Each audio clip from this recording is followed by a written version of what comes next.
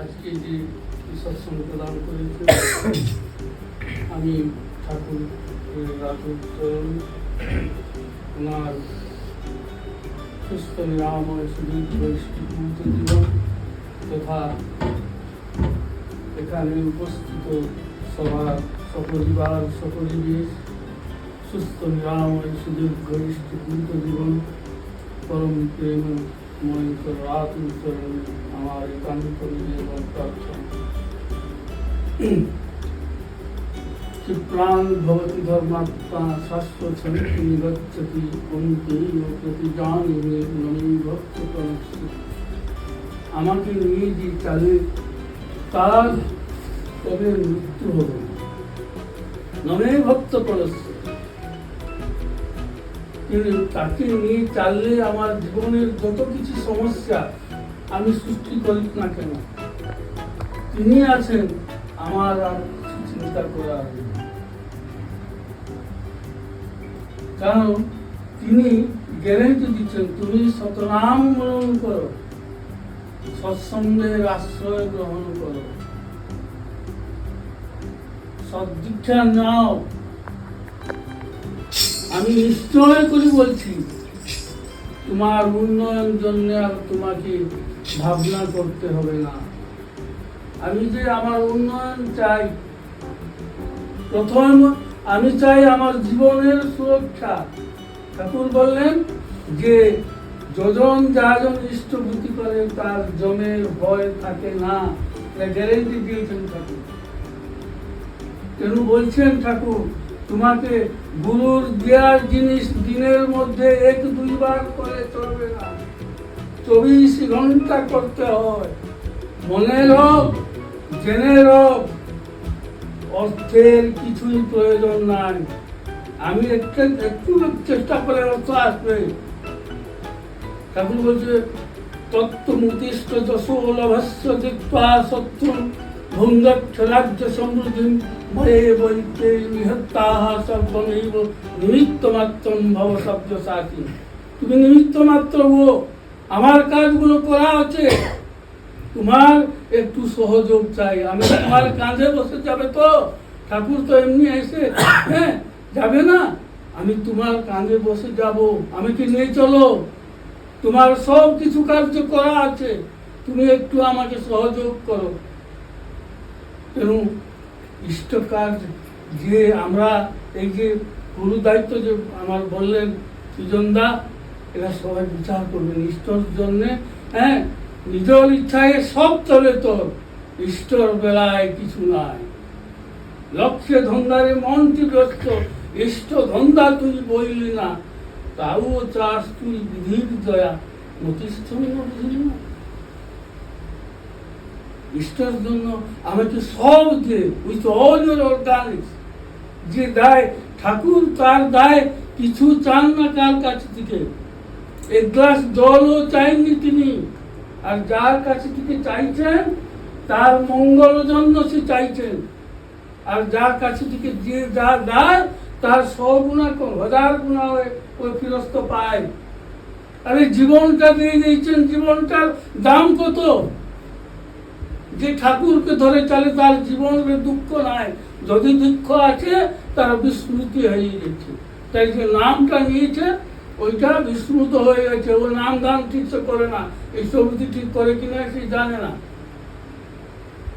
তাই জন্য বিপদ আসবে। ঠাকুর বললেন যে যে কোন সময়ে তুমি ঈশ্বর সাথে যুক্ত হবার জন্য ওই নামটা, তস্মাৎ সর্বেষু কালেষু মাম মনস্মর দুর্ধস্ত। সবু সময়ে দিনের মধ্যে 1-2 বার নাই, 24 ঘন্টা করতে হয়। ভাবের জন্য তো লাভ, ভাবটা তো নাই, লাভ হবে কি করে? ভাবের সাথে ভাব করলে অভাব কি তো থাকে? যত টাকা তুমি চাইবে তত টাকা তিনি করে দেবেন। এই কেন্দ্রের জন্য সবাই একটু একটু চেষ্টা করবেন। এই আচার্য দেবের আসে, সবসময় আসবে না, এই যে আশীর্বাদ সবসময় আসবে না, সবাই দিতে পারে না। এই কাজটা হয়ে গেলে কার কি নেওয়া যাবে? ও অর্জন নেওয়া যাবে না।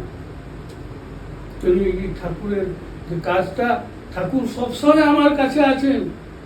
এই যে পূজ্যপাদ দাদা দেওঘরে আশ্রমে একবার বসেছিলেন, একজন ডকুমেন্টারি ফিল্ম প্রডিউসার, তিনি আসলেন, দাদাকে অনুরোধ করছেন, দাদা আমি একটা ঠাকুরের উপরে ডকুমেন্টারি ফিল্ম করছি, আপনি একটু কিছু বলে দিলে হতো। ঠাকুর পূজ্যপাদ দাদা তখন বলছেন, তুমি যাও আশ্রমে সব গুলো দেখো তারা কি করছে, ওইটা শুনে দেখে সব আসো। ওইটা তো আমি মূর্খ মানুষ, আমি কিছু জানি না। সে ডাইরেক্টর সব বলে আশ্রমে সব দিকে যা কিছু চলছে কাজকর্ম সব দেখে শুনে, হ্যাঁ, সন্ধ্যার সময় আসে দাদার কাছে বলে, তাও আপনি একটু বলে দিলে ভালো হতো। আমি কিছু জানি না, কি বলবো, না দাদা একটু বলে দিলে আপনার মুখ দিয়ে দুইটা শব্দ যদি ডকুমেন্টারি ফিল্মের স্থান পায় তাহলে আমরা ধন্য হব। দাদা বললেন, তুমি শুনবে? শুনো বলছি। আমি যখন কলকাতায় থাকতাম, ল করতাম, আমার বন্ধু 5 জন সবসময় আমাকে প্রশ্ন করে, যে অনেক প্রশ্ন করে, আমি যা কিছুভাবে উত্তর দেই ওরা স্যাটিসফাই হয় না। তাই আমি একদম ইচ্ছা করলাম এই 5 জন বন্ধুকে নিয়ে দেওঘরে যাব, ঠাকুরের কাছে গিয়ে নিবেদন করবে, তার প্রশ্নের উত্তর যেমন ঠাকুর বিভাগে দিয়ে দিবে। তাই 5 জন বন্ধুকে নিয়ে দেওঘরে গেছেন, ঠাকুরের প্রণাম করে ঠাকুরের কাছে বসে আছেন, এবং যদি একজন বন্ধু ও প্রশ্ন করলো, সবাই দেখছে ওই একজন বন্ধুর প্রশ্ন উত্তরে অত দেরি হয়ে গেল, ঠাকুরের ভোগের সময় হয়ে গেল, ঠাকুর উঠে চলে গেল। তাই দাদা, হ্যাঁ, অত্যন্ত দুঃখ ভরা কণ্ঠে বলছেন, দেখো আজকে তো ওই একজনের প্রশ্ন উত্তর দিতে দিতে ঠাকুরের অত সময় চলে গেল, আর তোমরা সব চান্স পাইল না, আবার একদিন আসবো, হ্যাঁ, তোমার প্রশ্নের উত্তর ঠাকুর দিয়ে দেবো। সবাই একসরে বলছেন, কে বললো?